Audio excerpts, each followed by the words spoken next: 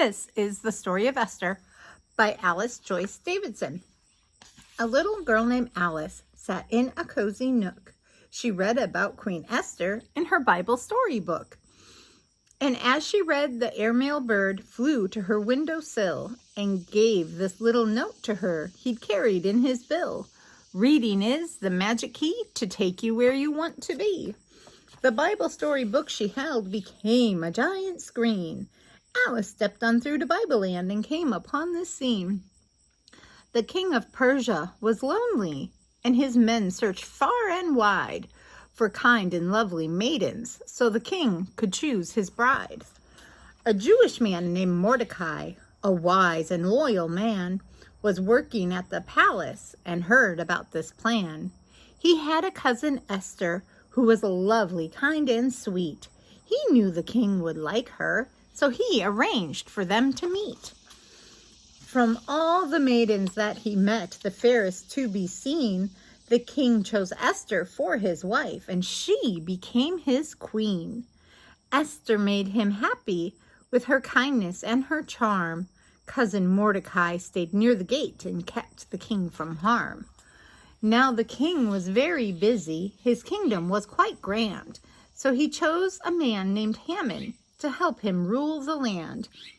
The king said everyone must bow when Haman comes in view, and almost every person bowed as they were told to do. But Mordecai refused to bow when Haman passed him by, for Jews bow down to no one but God who rules on high. In anger, Haman told the king, "Some people living here do not obey your laws, and that could do you harm, I fear." The king agreed with Haman to destroy those lawless few, not knowing Haman tricked him into killing every Jew.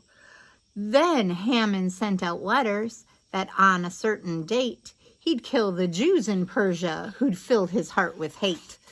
When Mordecai discovered what evil Haman had planned, he asked his cousin Esther to give a helping hand. "Cousin dear, I beg you, please go before the king. Plead with him and ask him not to do this dreadful thing." "But I can't go before the king unless he sends for me. He might punish me to death," said Esther fearfully. "I know his law," said Mordecai, "but Esther, you must try. Remember, you are Jewish too, which means you too could die." Queen Esther went before the king, dressed in her royal best. The king asked Esther, "What's your wish?" "I'll give you your request." She said, "I've planned a banquet. I'd be pleased as I could be if both you and Haman would come and dine with me." They feasted on the finest food served on the royal dishes. "Dear Esther," said the king again, "I'll grant your fondest wishes." But Esther couldn't tell the king the time just wasn't right. "Both of you, please come," she said, "again tomorrow night." The next night when the feast was done, the king said one time more, "Esther, dear, my lovely queen, what are you wishing for?"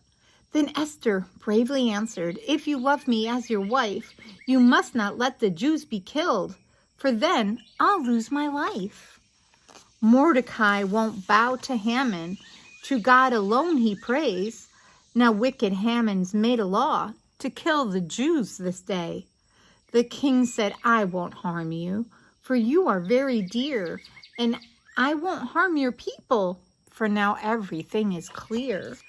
Wicked Haman tricked me. He'll die for what he planned, and Mordecai, your cousin, will help me rule the land." As Alice walked from Bibleland, by stepping through the screen, she thought God had a purpose for making Esther queen. Though Queen Esther was in danger and as frightened as can be, her faith and deep belief helped her to act courageously. She became a heroine. She stood up brave and tall and put God's chosen people first and saved them one and all. And just like Esther, we must try to help each other too, and be true to our belief and faith and steadfast through and through. The end. I hope you see that no matter what situation you find yourself in, you need to be kind and you need to be courageous and you need to stand up for what's right. Have a great day.